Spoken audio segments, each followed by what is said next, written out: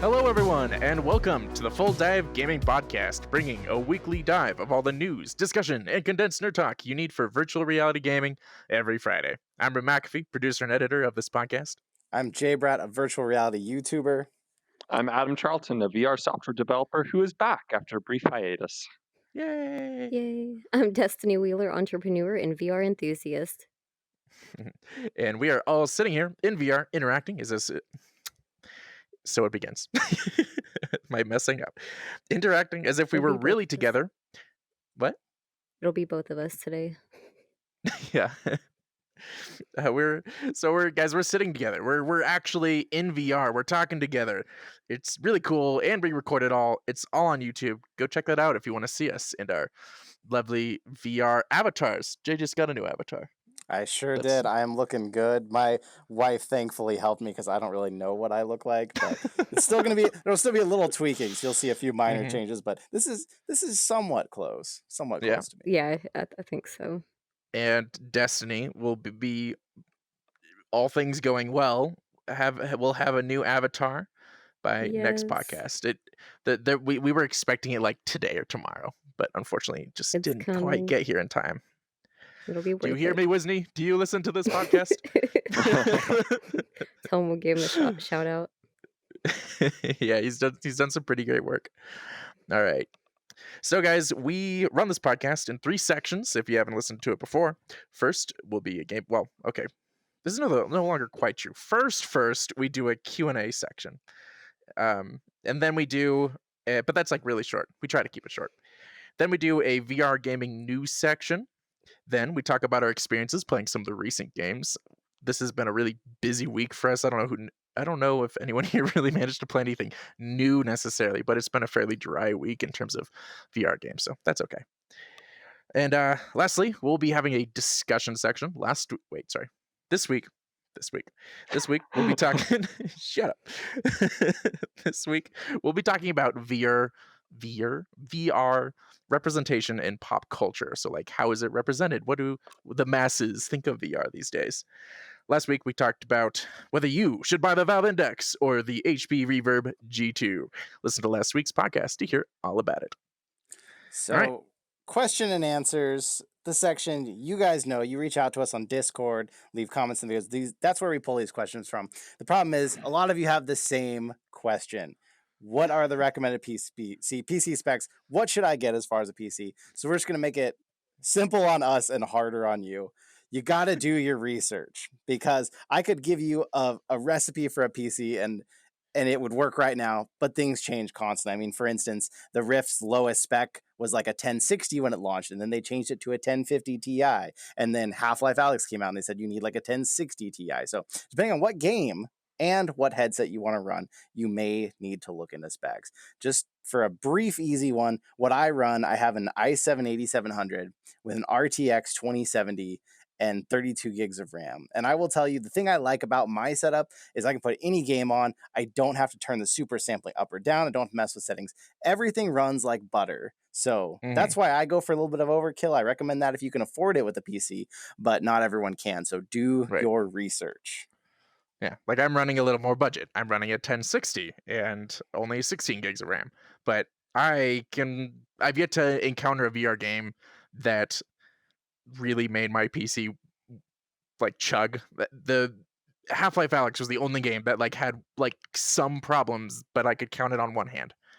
So, guys, this stuff can range. Just make sure you're buying something better than a 1050, I guess. I would say 1060 or better would be my recommendation. But these days, things change. Buy a 2060 right now, because why would you get a 1060 when you can get a 2060 for a very similar price? Right. So I just worked here, asked, what is the number one non-VR community you're most active in? So, I mean, I imagine that we all have a pretty different community that we enjoy. But for me, I play a lot of flight sims, and I personally am very active in the War Thunder community. And I'll talk more about that game in the games we're playing section. Jay, what about you? What are you active in? You know, I don't know what I can count this as when he says non-VR, because I feel like pretty much everything in my life revolves around VR. I mean, I guess I'm gonna say my own Discord gets the most out of the VR realm and has the most weirdest random things happen in it. So that's probably my second most active. I'm super active on Reddit, but it's most of the VR community. So my life is all VR. What can I say? I don't get myself involved in anything else. I'm sorry. Hopefully Rip has a life outside of the headset. I never take this off. God, that'd be hell. No, yeah, I've got some communities I'm a part of. I run a lot of stuff actually. Let's see where to start. Well, okay, sort of like just all the subreddits I'm a part of, but like that's kind of everyone. So I actually run a group of guys called the most generic name possible, Legion. Um, we're a 9-person squad, and we play the game Squad, which is sort of like a milsim shooter of sorts. It's not VR though. So that's a group I started roughly. I'm pretty certain it's over a year now. I just don't know how much over a year. So I've been doing that for a long time, and that's just like in that game you can run with a group of up to 9 people, and then you're playing in teams of 40 versus 40. So I run a 9-person group, and we play every Thursday. A 9-person That's cool. squad seems weirdly specific for 40 people teams, though. Right? Well, okay, this doesn't really help necessarily, but they are trying to get that number to 50 people. That still doesn't help with the 9-person Right? squads. Yeah, I know. It's like 50 divided by 9, you know. And I can tell you the 9 is so that you got like you have your squad leader, and then you have 2 fire teams of 4 people. That's sort of generally how that goes. Okay, gotcha. And the other one I've mentioned briefly that I play airsoft. I not so much these days, but I used to very much be active in the airsoft community. When I was young, I actually ran the sort of Facebook community when that was like the main place for communities. I ran the Facebook community for airsofting in Sonoma County, which was a lot of fun. And nowadays, I just kind of like play locally, but I'm very much still active in that community. Well, it's hard with quarantine, so not not so much. Shoot from a distance. Yeah, I'm a chair softer, as they like to say at this point. That's pretty cool, though. Yeah, it's a lot of fun. Yeah, what about yourself, Destiny? Yeah, are you part of any non-VR communities? Well, it was kind of funny, especially with the way that he asked the question. He wanted to know if any of them kind of overlapped, and I guess with me it does. The other thing that I'm interested in is like PC gaming, especially CS:GO. And so to me, a lot of PC gamers, especially since we already are familiar with Steam, it does kind of overlap VR. It kind of goes hand in hand. So that's pretty cool. That's something I'm into. Awesome. She like for those that are like listening for the first time, she's like hardcore CS. That's like Yeah, CS:GO is just pretty much my life. So yeah, I love the CS:GO community. All right, and let's see. We move the questions around. Jay. So Jay, you're next. So we had a question from Tech R Us: wireless VR versus wired VR. So as someone who has a Quest and a Rift S and a PSVR, I can tell you I've kind of done it all. And I mean, if I had to just pick one or the other, I would say wireless, because one, you don't have to deal with a wire, and two, it is the future. All of us in VR have known that wireless is the future. It's what's coming. It's what we all want. But this is kind of sub question to this that I'm wondering about. Like, let's say you're listening to this podcast a year from now, and the Valve Index has now launched a wireless unit that you can hook to the headset. Now, is that still going to be better than what's on the market? I have no idea. But I think I personally, since I'm so used to the PC experience and like the level of game you get on a PC, I'm still looking to the future of a wirelessly tethered headset versus a wireless standalone, because the Quest is cool, but the games that you play fully on the Quest itself without linking it to anything, they're just not even close. I mean, even the PSVR's games can still beat it out in quality gameplay. We're not there yet on standalone wireless, but I think wireless and tethered is our next immediate future. What do you guys think? Yeah, I Exactly. think I personally would. I don't think we're quite there yet with wireless to a point where I'm like, because a lot of the wireless solutions do a lot of compression in order to work. Even the Link, I have not really been able to use it, unfortunately, so I can't speak too much to it. But as someone who works a lot in media, I notice compression immediately. Like how film buffs will like immediately notice like a boom mic or something. Um, I can immediately see when there's a um, color or fidelity problem. Not refresh rate for some reason. I barely noticed that, but I definitely noticed compression, which is a big issue in wireless headsets. So, and input delay. That's the other thing I'm big on, which is the other big issue. So for someone who's, I don't know, a snob, I guess, Yep. I I just, it ruins my experience if my hand doesn't move with my real, if the VR hand doesn't move with my real hand in an appropriate amount of time. It feels sluggish and I don't enjoy playing anymore. So until we get there, I right now still am wired. Like there's no wireless solution that for me is interesting. But you don't have to be as snobby as me. What do you think over there?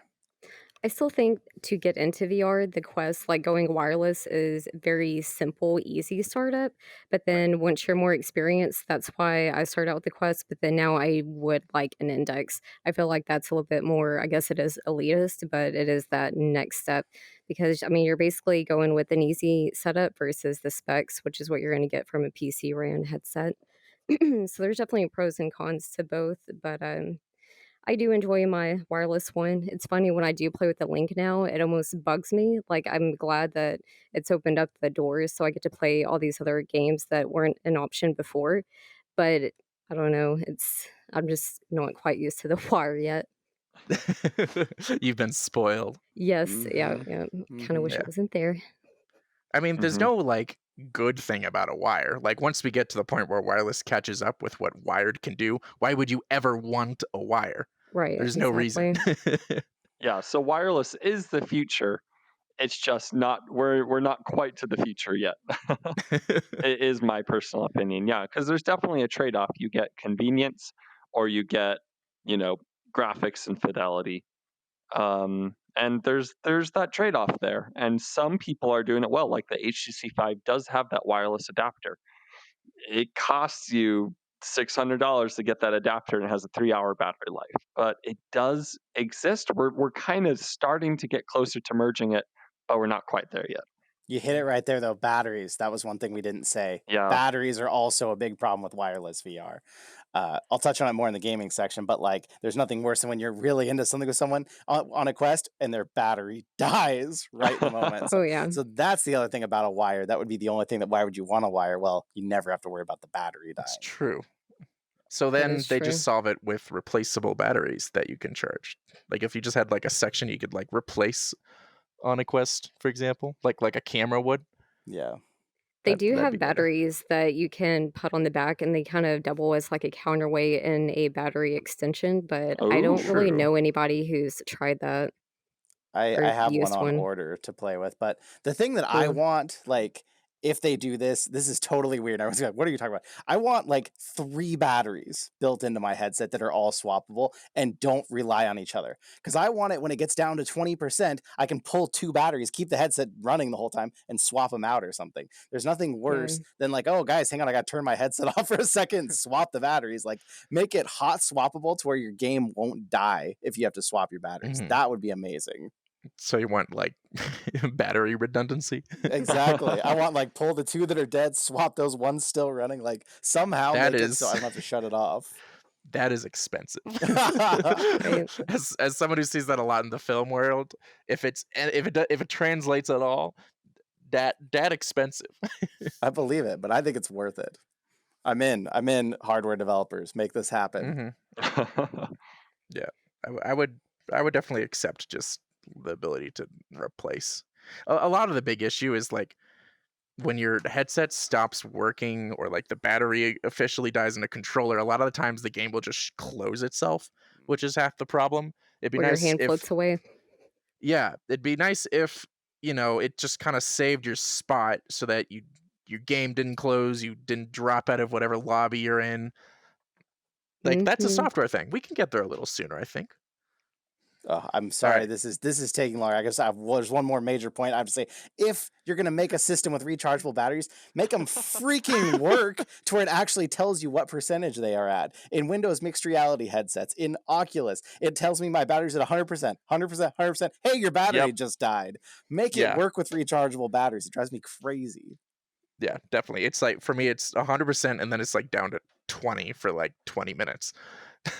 So basically or actually no, that's not true. It's worse. It's 100% for 20 minutes and then it's at like 50 to 20 for like hours. So I don't know when it's actually going to die. I'm just like I know it's not fully charged at least. Yeah. All right. I'm going to move us on because we got to get going. So, what are your guys? Sorry, this is from TechRS. What are your guys' thoughts on the movement in Gorn, the kind of pull the world towards you movement? So, I what hate he's it. talking about. Yeah, what he's talking about, guys. For those that aren't familiar, that's where typically you have your grip buttons on your controllers, right? So you bring your hand for this will be easier for people who are watching, but just imagine with me if you would, podcast listeners. So you have a grip button on your controller. You reach forward with your hand, hold the grip button, and then pull it back towards you, and then do it again with the other, kind of like rowing almost. And Or, that's or like a mime with an invisible rope. When you see yeah, those or guys, mime. it's like that. You're like walking Yeah, yourself across the street. Yeah. exactly. And it's as terrible as it sounds. I I mean, for one, it gets rid of your grip button. Like suddenly you can't grip weapons with your grip button. Or whatever other button they decide to map to it. It's not good. It's a bad system. Don't do it. That's what I have to say. Well, and the reason Does anyone disagree? the reason Tech's bringing this up though is because he's playing Gorn on PSVR, and if you remember on a few podcasts ago, I had just played it finally on the first time for PC, and I said, "Why in the world do they have this weird pull movement style when you could just switch it to analog sticks?" Well, PSVR didn't get that luxury. They got stuck with that weird movement style. They can't switch it like we can on PC. Oh, So that's why he's like, "What the heck is going on?" Tech, if you didn't know that on PC, we don't have to deal with that. I'm so sorry, bud. I don't mean to be a part of that elitist group, but I do. I'm so glad that I ended up getting this on PC instead because I can use my analog sticks. And right. yeah, it's terrible. I don't know why they did that. So, and a lot of games actually have this movement style. We saw a part of it in War Dust when we picked it up. One of the accessibility options was this Yeah, that's right. pull I and was just play thinking. I was option. like, I know another game had it. And I couldn't remember. Right. And another very popular game that I've tried called Climb Me also uses this style. And now Climb Me actually does it the best out of all of them, but it's still terrible. It just, Mhm. they do it for people that have severe motion sick. And the pulling the world around you gives the people that suffer from severe motion sickness that feeling that, they have control over their movement, that they're actually pulling themselves forward. But for people that's really not an issue, it's just amazingly uncomfortable and it feels Right. really unwieldy. And it's totally inferior compared to teleport, which is a perfectly fine movement Exactly. system. Yeah, but when teleporting, it's self-explanatory. But that's the typical way to deal with this. Yeah, and it, like that also, like when you to run, you have to like move your hands. Like those sorts of features. Just use joysticks, guys. This isn't hard. Develop and all you hardware developers who are making controllers, put joysticks on your controllers. Vive, um, and PlayStation. All right. With that, we are ready to move on to the news segment. But first, as usual, our sponsors for the news segment. So this segment is brought to you by no one. We have no sponsors. But if you would like to be a sponsor for our podcast, you're a thriving VR business, you're a not thriving but starting company, and you just want your name out, we might listen to you and put you as a totally free sponsor. Who knows? There's no sponsors right now. You have no competition. So yeah, if you're like a game dev or whatever, and you just want a shout out right now, no one's paying to be a sponsor on the show. Take advantage of this opportunity. Why don't you? So reach out to me at ripmcafee at fulldivepodcast.com. That's RIPMCAFEE at fulldivepodcast.com. And it's in the show notes. All right. So, our first piece of news. So, very almost exciting. Quick disclaimer.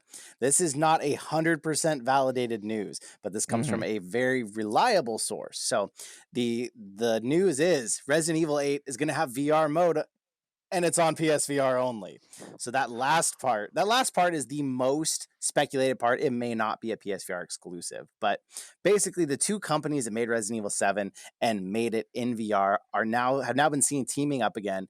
And people had noticed one thing that was really weird. The frame rate in the new Resident Evil trailer was choppy, and they were asking why, what is going on with that? Well, Aesthetic Gamer brought it up on Twitter and said, for anyone that was worried about it, don't. The trailer playing kind of weirdly on the stream, but the game does support PSVR.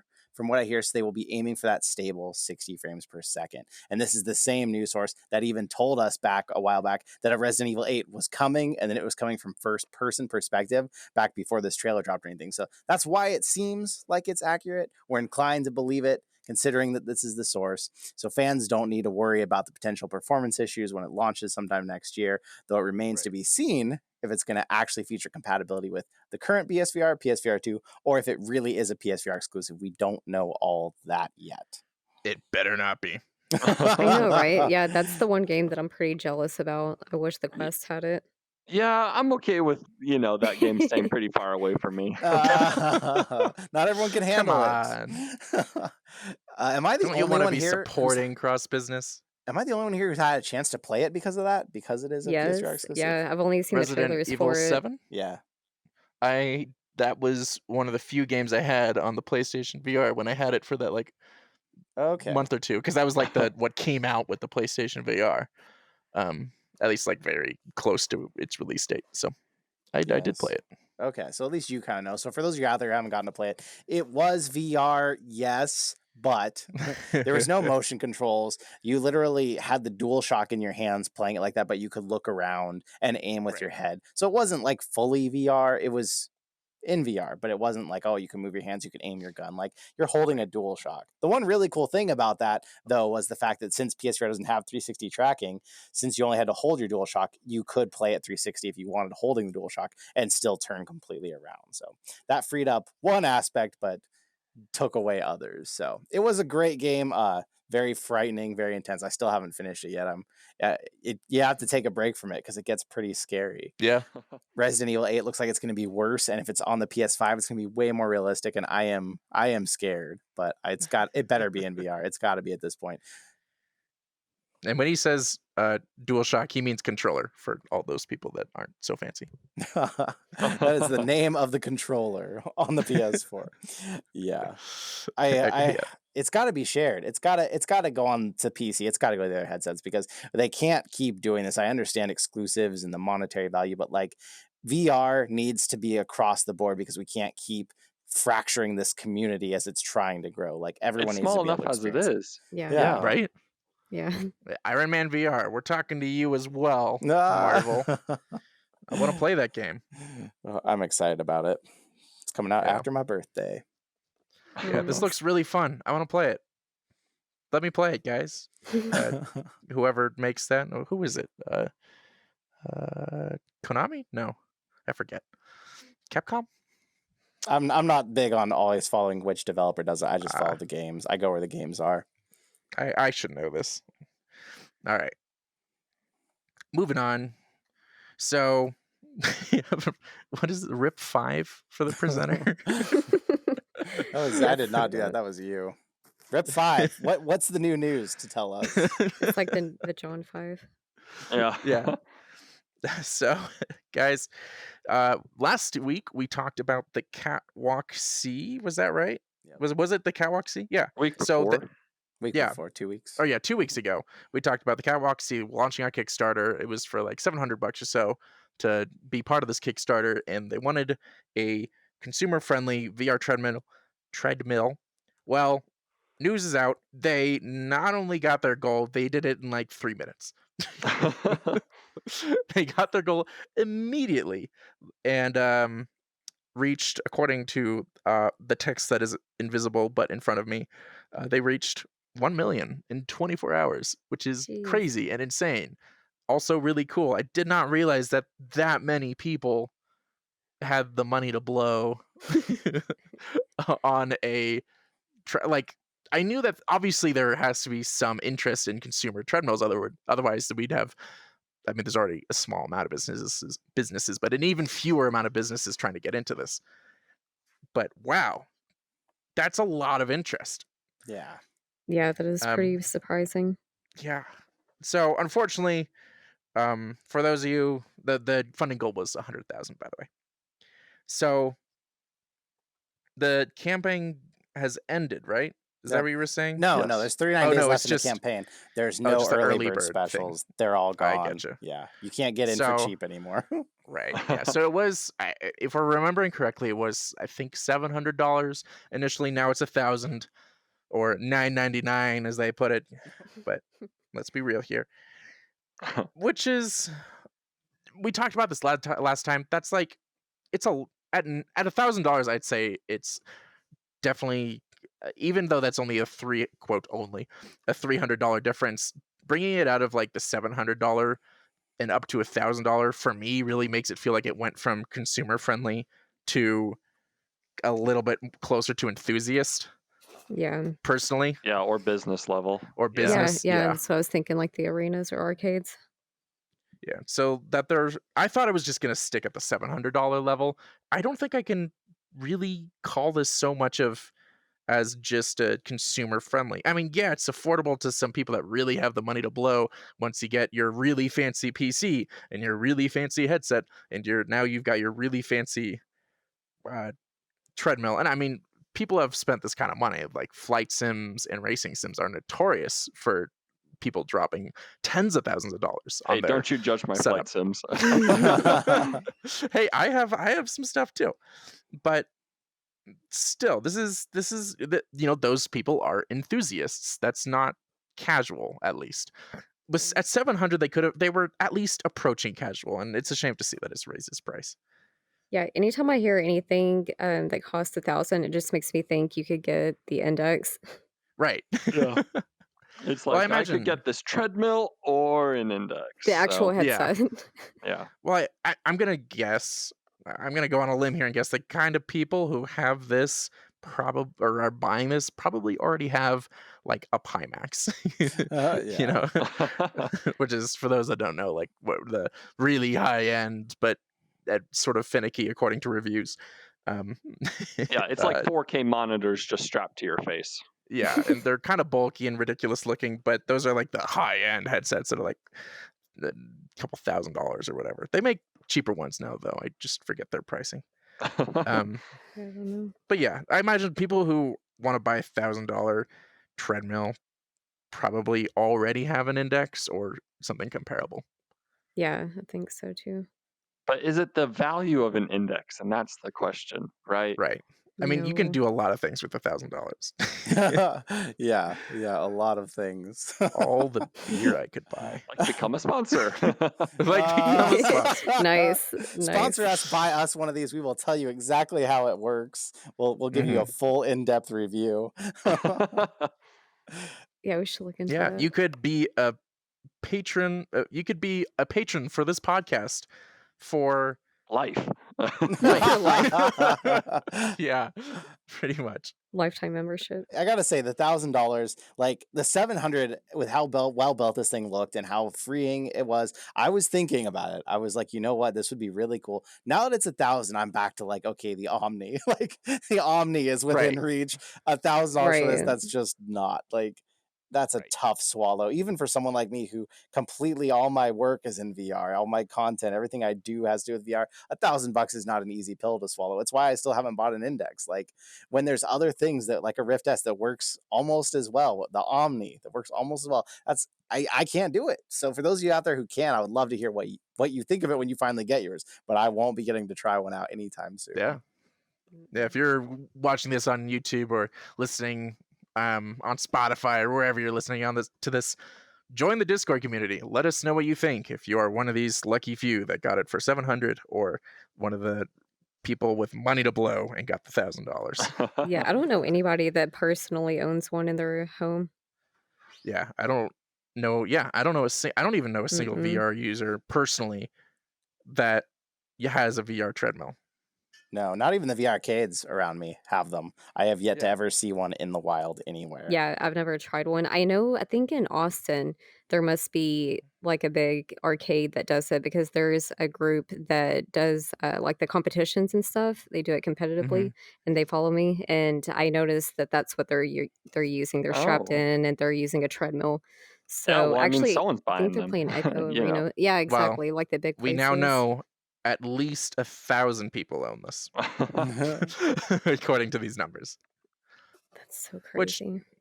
I guess now that I say that out loud, maybe that isn't so many people in the grand scheme of how many people have VR and the people in the world. Maybe. Yeah, I don't know.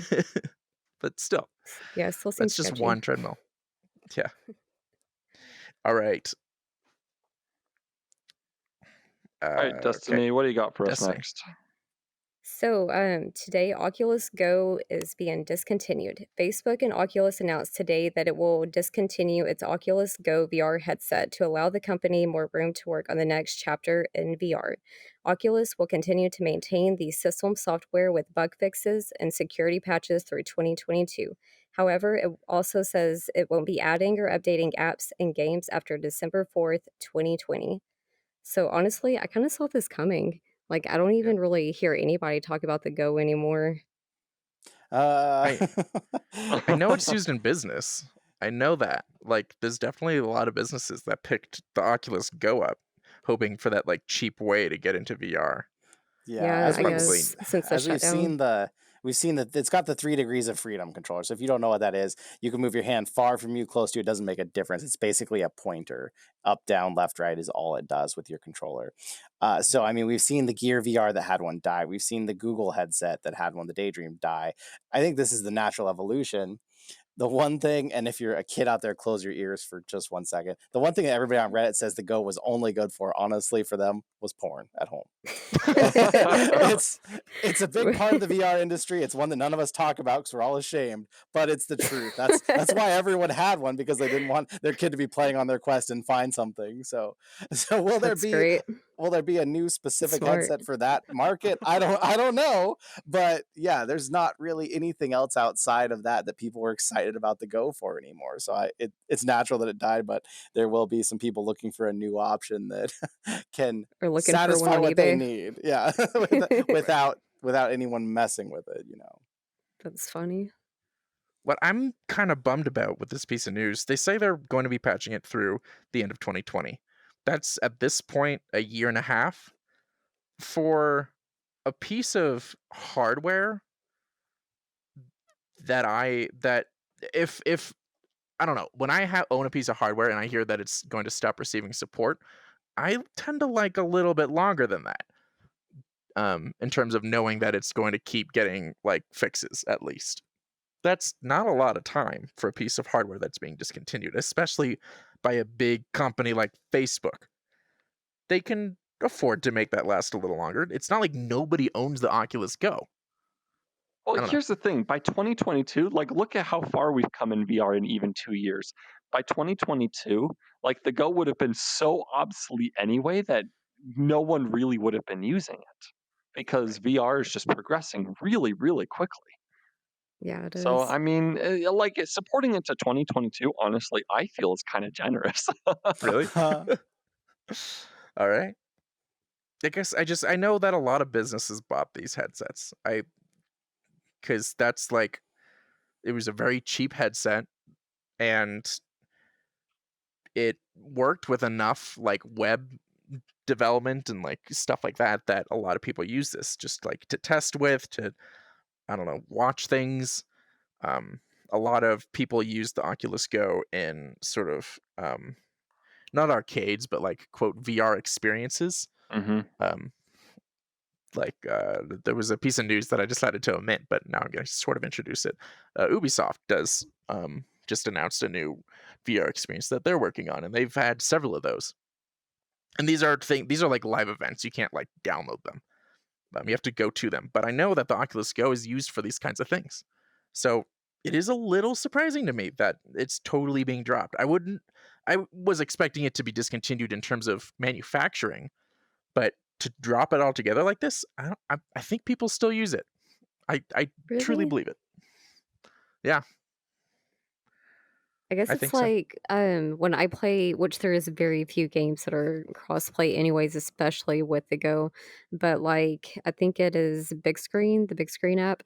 I hardly see anybody with the Go. But like I said, just because a lot of the games aren't crossplay, I don't really see a big crowd for it. Right. Well, Oculus would have the numbers. We don't. So this is all speculation. If it's no longer profitable, it's no longer profitable. I feel like I maybe when it respect that. first came out, especially for the price point, I'm sure it did do very well. But Right. yeah, now especially, with the link coming out for Quest and like Adam said, just with everything that's came out just in the past year, I'm sure it's probably far surpassing everything. Right. Yeah, I'm actually surprised that no one's buying it at all. Because if in terms of like that, well, actually, never mind. I take it back. There are a lot of like the Windows. Shoot, I'm totally blanking. Windows mixed reality. A lot of those headsets are in the same price range now as the Oculus Go, so that does make sense. Yeah. Yeah, All every right. single one of mine, even after they weren't out that long, every single one that I had, I got them all for $150. So they are very cheap as far as a PC VR headset. Right. Yeah, I was thinking in terms of like all the like more popular headsets. Like you can still sell a Rift S at full price because there's such a low supply of them. So, yeah. Anyway, moving on. Adam, you got this one? Yes, I do. So the Valve Index now has a Room View 3D, a new camera pass-through mode, which delivers a more accurate representation of your environment. However, just like with the 3D Correct pass-through on Facebook's Oculus headset, there is visible warping on objects when you're moving your head even slightly fast or get too close to an object. And so this is sort of the evolution of Valve's room view that they have, where I don't know if you've seen images of it, but I see it all the time. It sort of gives you like a ghostly figure of everything around you. So this is the next evolution of that, where you have it in color and it brings it up and it actually looks like your room around you. It's just, it warps a little when you move. Mm-hmm. Hey, the fact that So, they at least have it in color, that's pretty nice because the right. Quest pass through is so bad. Really? It's black and gray and it's Yeah, same with the Rift it's S. pretty rough. The Quest is way worse than the Rift S though, because the Rift S has two cameras that are almost eye distance apart. The Quest is using two cameras extremely far apart to piece this together. So the Quest is much worse, surprisingly. And that's something that maybe Adam can help us because you have a Vive. Why is it the Index or the Vive, they all have these two cameras on the front? They're never at eye distance apart. The Valves are way far apart. The Vives are way too close together. Do you have any speculation? What are they doing here with this? Like, why are the cameras so weird? It's just wherever the cameras fit, Are it's you asking? like Yeah. Are you asking how they pull it off? Like how can you No, look like through? why don't they just put them at eye apart distance on the outside so that it looks a little more natural when they the use them? Vive Pro does do that, but the Vive Pro looks weird, in my opinion. So maybe that's why they don't do it. I don't know if you've seen like images, but they have like two Mhm. big ol' eyes right on your face. And it just, I don't know. I think it looks weird. It sort of makes you look like a bug or an alien or something when you have that on. So Mhm. I don't know. Maybe it just looks better. Yeah, maybe Let's just see. the I'm visuals. looking at it now. Well, How? on the original Vive, they seemed like they were way too close together. Yeah, And on then the Yeah, I original guess I Vive, looked at it. they're sort of actually I don't know. I need to like feel my own headset to figure out like where it is. Um, but they are sort of at an odd position. But honestly, it doesn't matter because it's not trying to simulate your room exactly how you would see it. It's just used for that pass through. And as long as you have two cameras that aren't vertically aligned, you can get that experience. You can get that pass through, that sort of virtual pass through, because it's not trying to do like the whatever the Windows like AR. It's not trying to do augmented reality. It's just trying to do virtual reality. And so as long as it can come up with something using its two cameras, then it's probably fine. Right. Yeah, It's there's just not a weird lot to of me. point. It's just weird because it's like, well, why not throw them on there in the position to where what if you did want to throw a little augmented reality experience into like one part of a game or something, like why not have that option? So that's been kind of a weird thing to me because like the index, they're really far apart on the bottom. So I'm just always curious, why, and why not? Yeah, I mean, it is cool because it does seem like a step towards like incorporating AR technology, but yeah, they definitely still have a lot to work out. Yeah. Well, I can speak to this a little bit as someone who works or has worked in a bit of film. So, with a little bit of trickery, so long as there's two cameras and they're not like ridiculously far away from your eyes, you can actually edit an image to change how it looks in terms of your perspective. It's obviously not true, but it can fool you. You can, for example, if I like mess up on a photo and I was only able to take a photo of something that like say there's a building and I wanted to take a photo of that building, but I had to do it at a slight angle. It isn't hard. In fact, it's extremely easy to edit it to make it look like it's facing me dead on. And that's basically what they're doing. I'm almost sure of it. So my guess is just, we already have like IPD adjustments. It's really hard to get everyone exactly for what they are. It's easier to do it digitally to make everyone fit correctly than it is to try to. I mean, I guess they could put the cameras in like the exact average IPD position, which would make some sense. The Valve Index in particular, I know, has something in the center, like it's got something there. It's even got like a funny name for it. I forget what it's Yeah, called. it's the frunk. The frunk. It's Yeah, the that's front right. trunk. But it's just like a big open space. So like you can put a digital camera there, I guess, if you want, but it's just empty. Right. It You fits can a put a magic candy leap. bar in there. A little fun size candy bar fits Oh, in there. that'd be awesome for So if you get those, hungry, just put a Snickers in there for in your, in the middle of your intense Pavlov session. Blood sugar gets low. Yeah. Well, I mean, so like for example, the magic leap, it fits in there, right? And the magic leap is a AR piece of technology. So my guess, at least for Index, was they knew that it would cost them a lot of money to also include cameras that were powerful enough and good enough to provide a reasonable AR experience. They put cameras on there so they can do inside out pass through. They checked that box, but they left that middle space. They left that frunk, as they call it, on the headset so that people who make proper technology for AR can actually use that very critical space. That's my guess. makes sense. Yeah. All right, now I got to close all those tabs. I was looking at pictures of like the Vive and all that, trying to get an idea of why they would be doing that. All right. Well, that ends the news section, fellas. So let's move on to the gaming section. But first, our sponsor this week for the gosh darn it, this gaming section is brought to you this week by no one. We still have no sponsors. The time between the news section and now, we still have not gotten sponsors. So if you would like to be a sponsor, again, reach out, Rip McAfee at fulldivepodcast.com. So we've been playing mostly games that have already come out. I'll let Jay and Desi start out. They've been playing Paper Beast. Well, we played a game that hasn't even come out yet. Oh, that's true. That's Yeah, how it was the amazing demo it is. version. Yep. I thought it was on PC.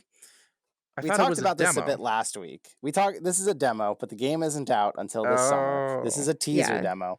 We did talk about this last week when that guy's Will's here, though, because he played this on PSVR. This was a PSVR exclusive. It's now coming to PC. And I gotta say, from playing the demo, I feel like Will kind of gave this some rough marks. Mostly because apparently on PSVR when it launched, it didn't have smooth locomotion, it didn't have smooth turning.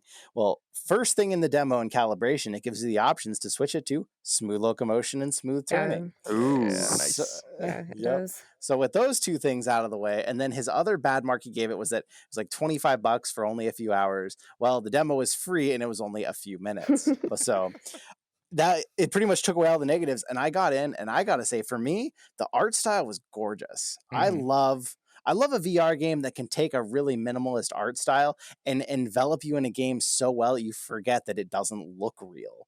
There was a game for the OG VR people here. There was a game called Land's End that did this on the Gear VR, and it was still one of my most fond memories of VR because it did it so well.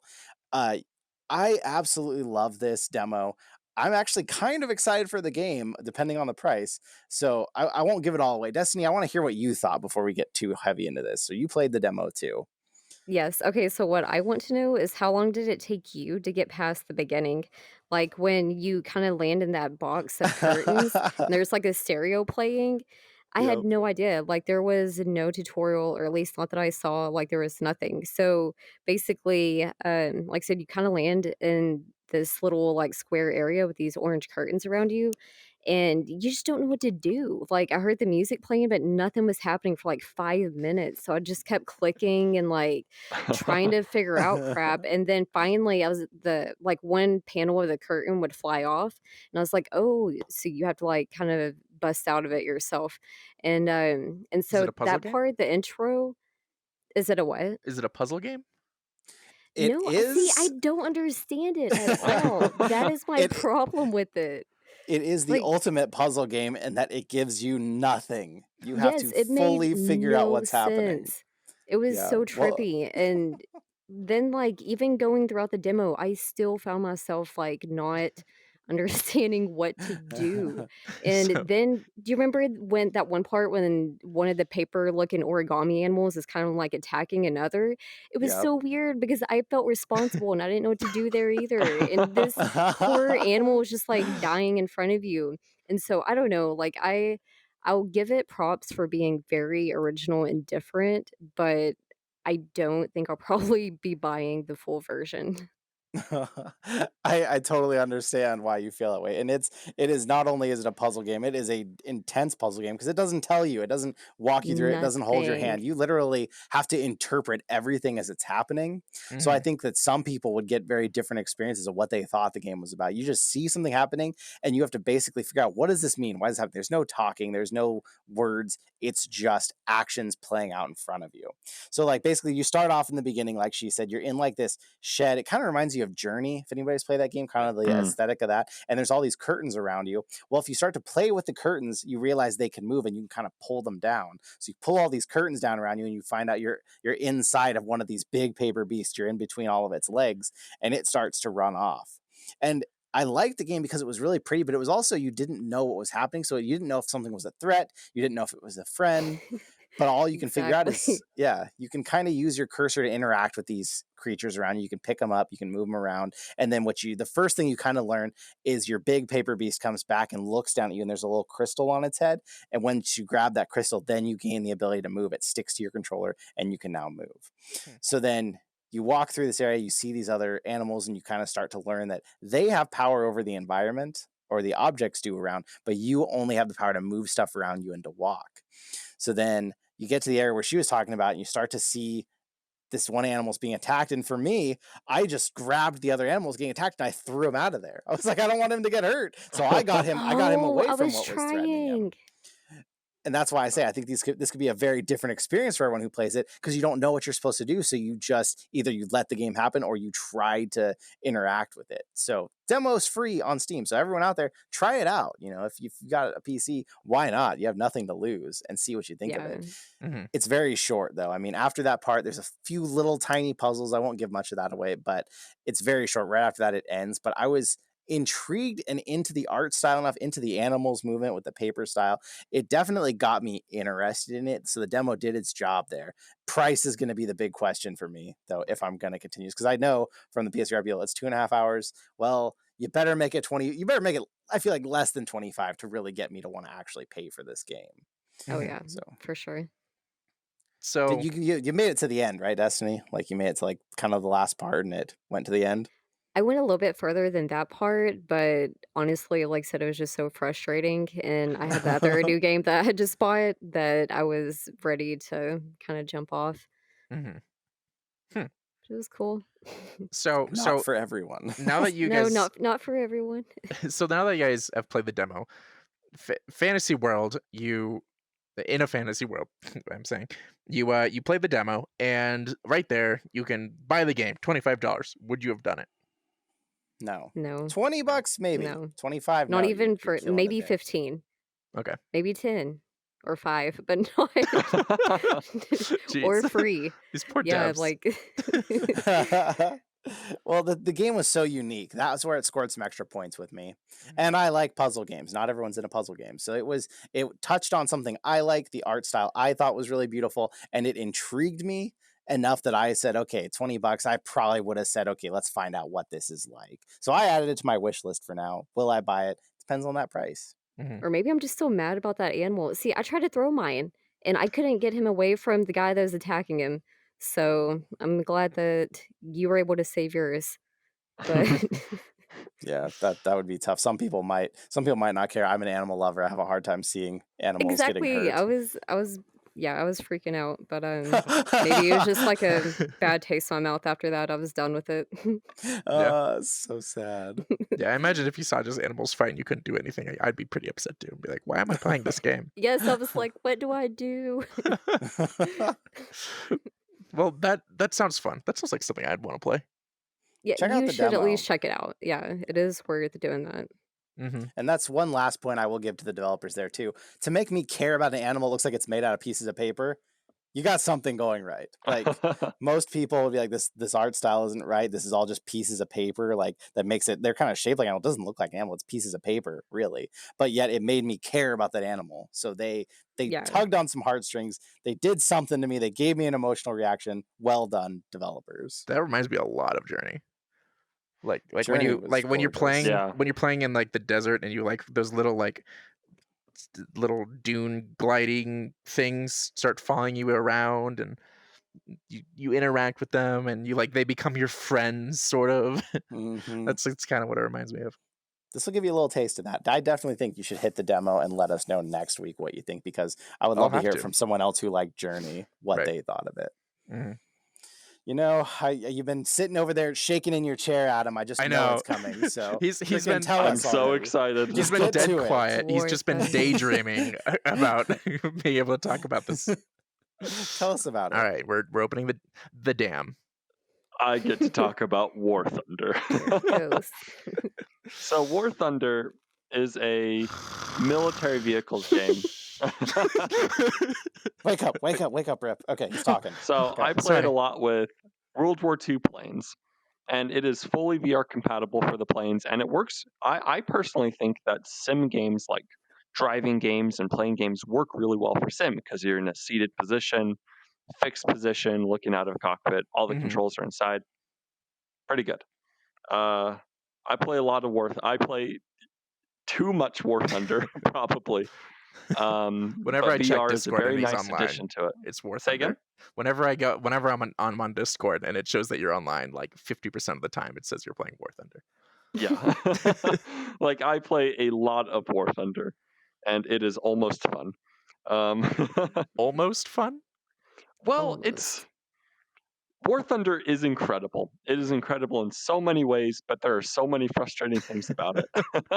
All right. And then if you ever decide to play War Thunder, you will see it is almost fun, and you can't get enough of it. See, I have But War played it. Thunder and Sim works really well. There is absolutely nothing, especially for a big World War II history guy like me, Mhm. of actually being able to sit in the cockpit of a P-51 and fly that around. There's no cooler feeling. Mhm. I get that. I have a brother who's also super into World War II, and I got to strap him into War Thunder for a bit, and he was also really enjoying it. Yeah. See, I had that where I played it, thought it was almost good, and then but didn't continue because it was almost good. But man, I mean, I knew it would be janky from the moment I saw the screen, like this ridiculously large screen, but it's only like 3 feet in front of you, so you're like, when you have to like to interact with this menu, you're like looking around like crazy, Yes. and it's like they really, it felt like they put the least amount of effort possible into getting this VR ready. VR is definitely a little bit of an afterthought. But once you actually get in the cockpit, being able to look around, it's just, you're right that it is a little bit janky for the VR. But VR just has that complete experience that I haven't been able to get anywhere else, especially in War Thunder, of being able of dogfighting with, Yeah, German planes flying around you and just being able to look up and Mhm. track them as they're going across the sky above my cockpit. it was really It's cool. just, Yeah. there's no better feeling. I do get that. When I did play it, I was like, when I was flying the plane, I was like, this is amazing. Like, it was awesome. I was still having controlled technical difficulties, so I couldn't go into combat, which is part of my frustration with it. But short of that, like, just the experience of flying was so cool. But that just made me excited for Microsoft Flight Sim and really wanted to come out with VR. That's what Yeah. it did for me. Hearing you two go on about this, I gotta say this does not speak to me at all. World War II, warplanes, it's not something that like hits me like, ooh, I want to try this now. And the funny thing, I have War Thunder on PlayStation because it came free with my HOTAS. Or I guess it's free to play on every It is platform free though, to isn't play, it? yes. Yeah, Yeah, it's free to play. they just tricked me into thinking I got something extra. I mean, it's free to play. I Like, might do it just joking. because I've said in previous podcasts before, and I'm the biggest proponent of it. If it's in VR, even if it's something you don't care about, still try it once because I don't usually care about cockpit games, and in VR, it's like, whoa, this is way different. So, if it's free to play, I think I'll give it a try. But I'm not. I mean, World War II, none of that stuff's interesting to me. So if I come back and I say, "Holy crap," then people out there know, hey, this might be something. Even if you don't care about it, like this might be amazing. Mhm. So Yeah, Just tell you what, give me a call when you're doing it because War Thunder's fully cross-platform. Let me know and Oh, I'll cool. take to the skies with you. nice. If I could shoot Adam down, that'll make it worth it. If you can shoot me down, I will be the personal sponsor for this podcast. Oh, okay. We got to Oh. practice, and I'm going to pretend it's my first time still. What am I doing? Oh, shooting you Yeah. down. How is this happening? First time pro. What did Destiny play this week? What did you play?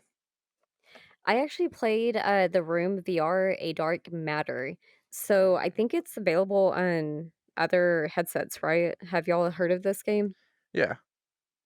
In fact, I Yeah, 'cause think it's this been was out a even while. available on the Go, if I remember correctly. Speaking of the Really? Oculus Go, a lot of these sort of puzzle VR games are available on like the Google headsets and stuff like that. I don't know Yeah, about I this one could see that. specifically. Yeah, because there wasn't like a lot of like emotion and stuff in it. But so yeah, this was actually one of the first, I guess the entire day I just played puzzle games. Um but I definitely liked it a lot better than the Paper Beast Hmm. puzzle game because this one, what made me want to purchase this game was definitely the graphics. Like they're really, really, really good. And so yeah, I don't know if y'all have ever played it like personally, but compared to the other games I've played, it actually had some of the best graphics. And I really like the vibe of it. It has that like Peaky Blinders like meets Egypt vibe. Hmm. And even the soundtrack to it and the sound effects were really cool. But so another thing I liked about it is that it's perfect for sit down play. For people who get motion sickness very easy, like I had zero. Like it was super easy to navigate. But with that being said, I wouldn't recommend it to people who are new to VR in general, just because a lot of the stuff, like a lot of the ways that you interact with the game, it seemed a little bit complicated, but like I said, maybe that's just because I'm newer to puzzle games. It's usually not my thing. But other than that, like I definitely recommend it. Like I'm glad I Yeah. purchased it. Huh. Yeah. I was super interested. So I played, I think it was The Room on my phone, the like not the VR one, but just like one of the little mobile games. Mhm. And that was like, wow, I like puzzle games, so that really got me interested. I haven't made a time to try these ones for some reason, but they really sparked my interest. So I think I love this puzzles. one, you especially, like I said, based on the graphics alone, you should try it. Like, I believe it had over I could be wrong, but I think it had over 2,000 reviews. Is that right? 2,000 or 200? I swear it had something with a 2 in it, but anyways, but it was almost 5-star, and that's pretty rare in the That's wow. games, at That's a least. lot. Yeah, yeah, exactly, especially, like, on Oculus, like, you know, a lot of them are gonna be more like 3, 3.5. No, it was a shit ton of reviews for almost 5-star. So, Hmm. check it out. And so you don't typically play puzzle games, though, right? I don't. I'm trying to think if I've ever played any puzzle games in VR. It may have been, like, my first for both of them. Oh, shoot, no, I've been putting this off for the same reason. Like as there's been a lot of puzzle games that I really thought looked good, but I've never been able to get into them. But Right. maybe VR will change that. Well, see, and like I said, I think because of the overall vibe, just Right. because, like, it has that, like, old school kind of dark, eerie vibe, it Hmm. got me interested versus the other game, which isn't quite to my style, so, you know, it really caught my attention. And then also, I will say a huge pro with this game over the other one is this one, if you didn't know what you were doing, it helped walk you through it. Like, it would Mm. kinda give you, like, a little clue or a reminder of what button to push, and so that really, you know, it keeps you motivated. Hmm. Some games are much better at that than others. Like Batman Arkham VR was one where if like after a while you weren't getting it, Batman would like talk to himself. He'd be like, Oh "Oh, yeah. I really need to find Bas that clue." basically, they're like, "You're an idiot, you just need to do this." Yeah, which I think is helpful. VR's a little Yes. overwhelming for some people. You know, if it's Right. been 10 minutes, throw a tip in there for them. Like, Right. Yes, help them out. exactly. That's true. Yep. That's very true. Yeah, people want a lot, especially people, because a lot of these games are like the kinds of games you might like throw on to someone who's never tried VR before and like came over to your house, or maybe you just got VR and you're still getting over motion sickness, so you're getting a lot of these games that don't require locomotion. It's, but we've said this before, guys. VR isn't as intuitive as you think. Please provide tutorials. Yes. For Oh sure. man. What about you, Uh, Rip? So, um, I have been playing Into the Radius. Now, when I put this on here and I was like, yeah, I'm playing this game because I've been hearing so many people playing it, all of these guys were like, what are you talking about, Rip? This game doesn't exist. Um, I'm exaggerating, but the point is, so this is a game I was hearing a lot in. I so I'm in the, speaking of communities, I'm in, it's VR, so I didn't say it, but I'm also in the Onward community, and a lot of those guys have played Into the Radius. And maybe that's just like a crossover between a lot of people who are into Milsim, also like those sort of like survival kind of Daisy style games. There's a lot of cross. If you play Arma, Yeah, you massive probably chess played Daisy. games. Yeah, got Yeah. it. So same thing. It's translated to VR. A lot of people who play Onward also played Into the Radius. So this, so I mentioned it briefly. It's a survival game. It's I only was able to play roughly 2 hours, but I've seen a lot of footage. So you have like a very low, very very standard survival in the sense that like you have a low inventory, you have an inventory where like your weight affects things. You're always low on ammo. You're worried about supplies, and it's creepy as hell. That's the main draw for this one. It's creepy as hell. It's like Chernobyl, but rather than it being an empty wasteland, instead it's a weird, messed up, like somewhat trippy with like shadow beasts and people walking around. And I didn't engage it in combat at all because I decided to click the realistic mode because I don't know, it sounded fun, but it meant I knew going into it that I would be relying on whatever the game had for autosaves, and if I died I'd lose my inventory. So I didn't even like experiment in combat. I just like held I'd only got knives by that point, like throwing knives. I did get to throw them at dummies when I first got them, and that was very fun. Best throwing knives ever. 10 out of 10. But besides that, I didn't use them. But if you're looking for, especially you, Destiny, if you're looking for a like a for me personally, when I like scary games, I like sort of like atmospheric, tense and scary. I don't know if you're into Yeah. that, Yeah. but this absolutely hits that mark. It is a survival game, but to me it felt more of a horror game where it Interesting. yeah, it survival horror. Super cool. It so far was linear, but when I at the point I stopped, it was really opening up. Like I was given a map and I had to like reference where I was based off the map and the compass and stuff. And I was like, this is really cool. Um, yeah, I don't know what else to say about it. If you like this kind of stuff, so far I'm loving this game, and I'm gonna talk about it next podcast Was it on because Steam? yes, You it is on Steam. said Steam, yes. You said you didn't engage in the combat. Is that versus other players? Is that versus like freak mutants? Like it's a single player game. okay. So yeah, it's against the weird, scary, shadowy people that were standing around and looking menacing. And so you don't, and so there's no like clear. These aren't zombies. This is like something kind of different. Right, which is why I didn't want to like throw my knife at it because it was a shadowy creature. I'm like, does my knife even hit this? Okay. I know I Just can goes sneak right through around it. it, so I'm gonna do that. Yeah, and if one of them sees me, I'm going to end up having to use this knife. That's sort of which to me is fun. I enjoyed that.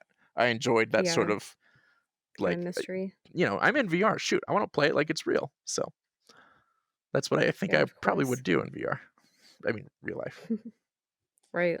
You make me want to Be look into it because you logical. said survival horror. That makes me think of like the early Resident Evils. So that makes me Yeah, curious to check this out. very much Well, those vibes.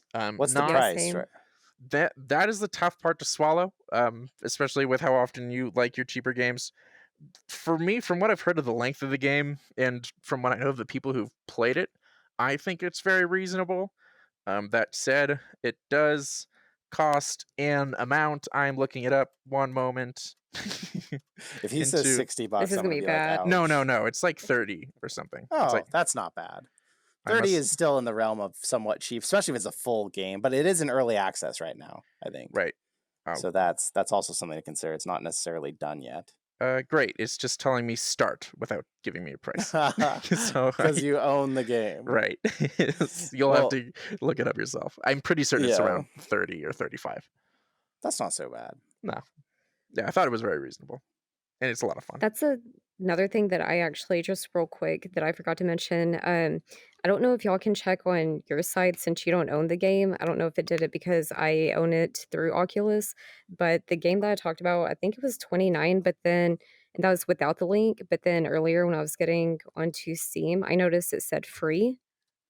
So I don't really, or I'm not Steam, but I mean Oculus, the actual Oculus home store, it said free. right. So I don't know if it's free for I'm PC almost headsets. yeah, it's $30 on Oculus on the Oculus store. I don't know how much is it on PC if it's discounted right now, but yeah, $30. $30 for your game, and then she was talking about the room. Yeah, Yeah, no. it The might Room be VR free. A Dark Matter is $30. Okay. Okay, then it Thanks just for said clarifying. free, I guess, because I already own it. Mhm. Because you can get it since you have the link. That's cool, actually. Yeah. But see, that's what's weird is like other games that maybe because I had them prior to getting the link, like Arizona Sunshine, I would basically have to buy it again to have it on like Um, or to be able to run it PC. so that is developer dependent, not Oculus dependent. Yeah, So they it's get to Okay. decide. yeah, it's up to the developer whether they want to charge separately for the Quest and the not Quest. Oh, good to know. Yeah. And as Adam can attest to, it's a whole different software designing through the Quest Or. So if they're having to redo it, they may want to get paid again. And there's a lot of them that did cross buy their games to promote them and help Mhm. people get to play. But it is fair. It's fair for a developer to say, I'm going to charge again on the Quest. To anyone out there who thinks that it's not fair, well, you're wrong. It is Yeah. fair. It'd be That'd like, be like Yeah, that you were does going make to say what I was about to sense. say. but it'd be like PSVR getting it free if you buy it on PC. Right. It's not the Yeah. same game. So something I added this to the gaming section because it is a game, but something that we don't hit on quite on this podcast as much as I would like to is the uses of VR outside of gaming. So last Sunday was Father's Day. You probably either called your dad, saw your dad. It's locked down in a lot of places still, so you probably didn't get to see him. My dad is in a whole different part of the state than me, but I messaged him and I was like, hey, do you have like an hour or two at some point in the day we can just put that time aside and we can do something together? And he said yes. So he didn't know exactly what it was going to be. I jumped on my Oculus Quest, which is on the same account as his, and I changed the avatar in Rec Room to look like him. And then I got everything set up and ready. And then Nat, my wife, and we went into one of my custom rooms that someone helped me design. And I built this big neon sign that said Happy Father's Day. And I got pizza and I got root beer and I got donuts. And then I told my dad, okay, sign on to Rec Room. He'd never played at all. I was like, just basically click the button, click the username that's in front of you, and then watch your watch, and I will invite you somewhere. Because then once he got to me, then it was easier to walk through it. But then he got there, and he was so surprised. He was seeing our avatars. He was seeing us hanging out. And we spent Father's Day with my dad. We took him disc golfing. We took him on quests. And so, like, just because it's a game doesn't mean it's not necessarily an experience that's like hanging out with someone on Father's Day. VR chat, especially, would be another great one to have what feels like a real party. So I thought that was super cool. I didn't know if anyone else here had ever done anything like that, but that was like the first time I really got to do that with someone. And he said it was the best Father's Day he'd ever had. So that is really cool. Well, I gotta say, just every week when we do this VR chat things, it feels weird, but I'm in VR so long chatting with you guys that I feel like I've almost met all you guys in person. Right. In real life. I feel like if I meet you, felt that. I'm gonna be mad. I'm like, that doesn't look like you. Like your real face is gonna. I'm like, that's not the Adam I know. Because I'm so used to this VR chat avatar face. I'm gonna be like, this isn't right. Something's wrong. Yeah. I can't wait for all my all of my I cannot wait for all my gaming real life friends to finally pick up VR headsets so I can just hang out and like VR chat with them. That's gonna be the day when everyone's got it. Hopefully. Yeah, I think the social aspect is what's really going to bring a lot of people into VR. Yeah, I know a lot of people buy headsets just to get into VR chat, and like oh yeah, especially love now with social distance. Yeah. Quarantine's definitely like a lot of people are doing it now. Helping VR. I do it. I used to. Whenever I had to do homework, I no longer have to do that now. I'm graduated. Go me. Yay. When I had to, I'll probably do this for like work stuff, but when I had homework to do, I would always go to a cafe, and because I work best when I'm not necessarily interacting with other people, but in a space with other people. It like gives me, I sort of feed off the social energy to give me homework energy, I guess. Homework energy. Because when I'm by myself, I'm so prone to procrastinate, like just like subconsciously. I don't know, daydreaming, getting water more often than I should, just whatever it is. But when I'm like working with other people around, I tend not to do that. So when quarantines, I think I might have mentioned this on actually was that the very first episode that never went live where we talked about or was that second episode? I think it was the first or second. No, it went on. It was. I think it was second. Or maybe both. Maybe both. Yeah. I'm pretty sure we did briefly touch on it both episodes. Yeah, VR and quarantine. I think that was second up. I think that was the first live episode, our second recording. I think so. Yeah. So I might be rehashing myself here, but anyway, to fulfill that need, I went to VR chat a lot to sort of get that experience. I would literally pull up like I have now. I have I had my browser and all sorts of windows open, and I would work while hanging out at actually this same not this part of it, but the same world downstairs. Same bar. I would I would hang out and just kind of. I wouldn't be interacting too much with people unless they came to me and said hi. I would just kind of chill there and work. He was that dude at Starbucks sitting there writing his novel, basically. I was that guy. In VR chat, yeah. In VR chat, yeah. Precisely. Okay. That is a good point to bring up. I'm glad you did that. So, moving on. Now, the discussion section. So, we've got one I'm pretty excited to mostly hear you guys talk about it. Actually, not talk about it so much myself, because I know you guys were very interested in this, and I don't know that this has changed too much for me from what I've seen, but it sounds like you guys think things have changed. So anyway, the topic is, how is VR represented in media or culture, pop culture? Like, what do people think of VR now? A lot of people are buying VR. I now know not a ton of people, but a more significant amount of people that own VR. I'd say, like, if you talk to a lot of people that game, I mean, there are now more people who have VR than there are people with 4K monitors. They exist. They're around. So I know that, but do you guys think it's a little more than that now? So the reason that I put this section here is because Nat and I started a new show this week. It's an Amazon original and it's called Upload. And basically, real overview premise. Basically, people die in the world. This show's set in 2033. You have the option to now be uploaded into a virtual world and still interact with people in the real world, but you're off in your own virtual world. They have to enter in basically through VR. It's from a producer that also made The Office, so it's a fun kind of light show. It's a great show for like quarantine time. But in this show, it's 2033, and there is tons of VR, tons of people using headsets, and it's kind of their vision of the future. There's self-driving cars, there's virtual reality, and there's people in virtual worlds. Like they really seem to believe that that is the future that we're headed towards. And I think seeing that is showing me like, okay, this is starting to get out there further. Because I mean, besides movies like Ready Player One, that was really kind of it was a big blockbuster, but it was still kind of aimed at the gamer audience. To see a show like this, it's just starting to show it in normal everyday life in people's workplaces. It shows that we're kind of turning the tide on it. Because I mean, outside of that and maybe Black Mirror and like one other show, I feel like you don't see Yes. it that much still. So like, what do you guys think over there? You actually took the words out of my mouth. That's exactly what I was gonna say. I've been noticing it so much more as far as, like, TV and, like, the Black Mirror. I saw that episode, and then there's another show, I don't know if y'all have seen it, I'm pretty sure it was on Netflix, but it was also a VR show, but it was based on, like, an island. It kinda reminded me of, like, the show Lost, but a VR version. Hmm. But, yeah, there's so much coming out now, so I definitely think it's so much more popular and getting a lot more huge than it was back then. Yeah. Adam, what do you think? I mean, this is very personal bias, right? But when I go on Reddit and I just go through the gaming subreddit, VR shows up way more than I would have thought for how many people I thought owned VR.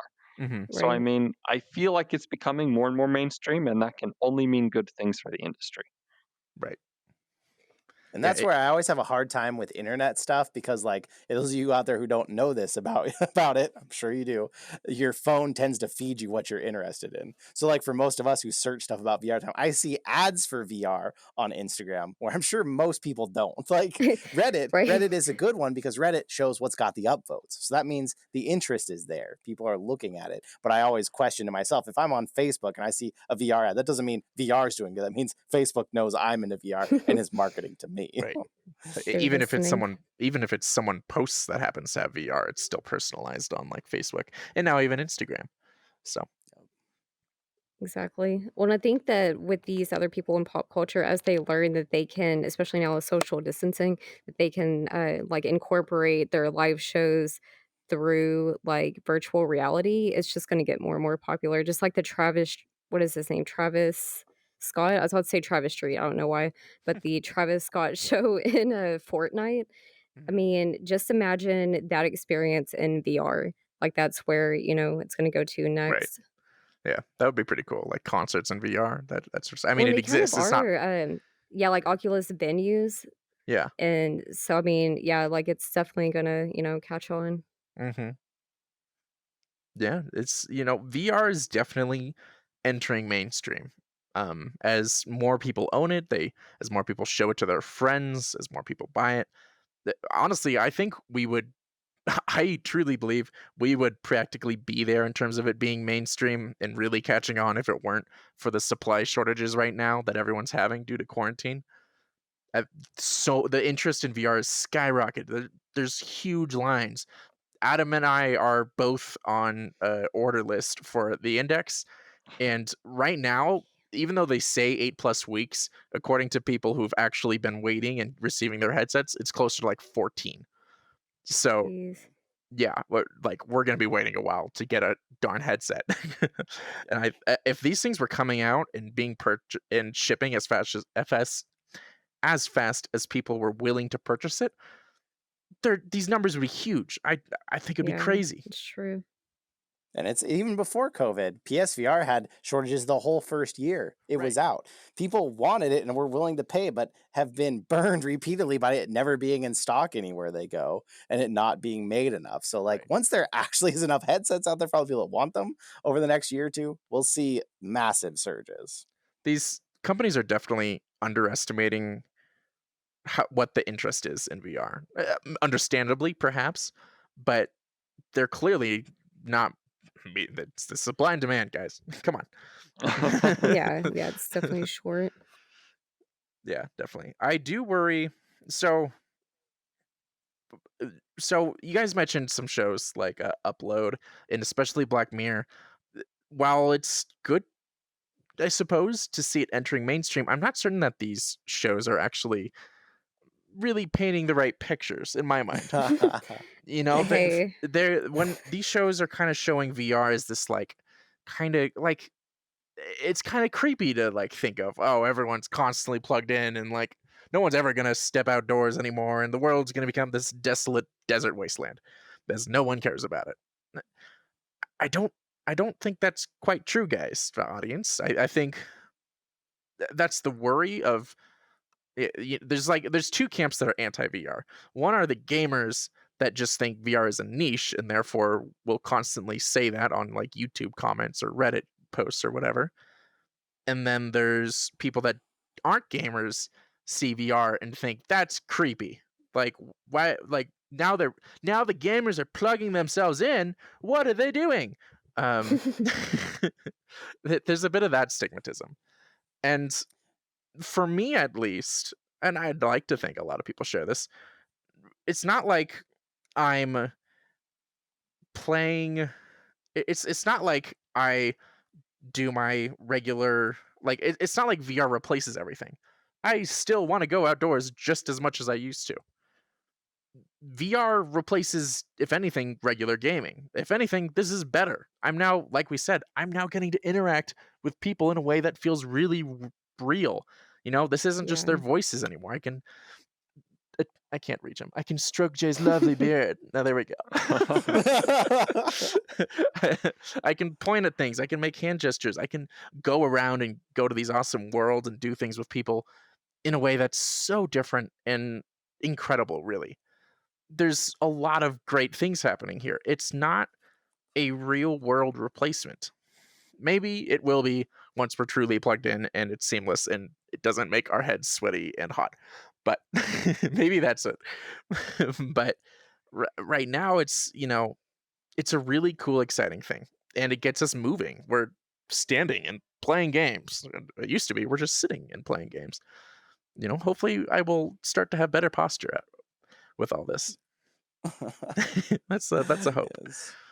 Yes, and there's so many applications outside of VR or outside of gaming for it that we still aren't seeing enough research. But there's promising research in dementia patients, in people with spatial awareness problems, and kids with lazy eyes being corrected through VR. Like, there's so much more it can be, but we need it to get further into the mainstream before more research and testing will be done. Like, that's going to be the other side of it that's going to be huge and crazy to see happen. So I can't wait, and I'm so glad to see the tide turning, because it's been 4 years of me telling people this is here to stay, this is real, and them telling me I'm wrong. Finally, I'm gonna get the last laugh. Right. Like, I told you so.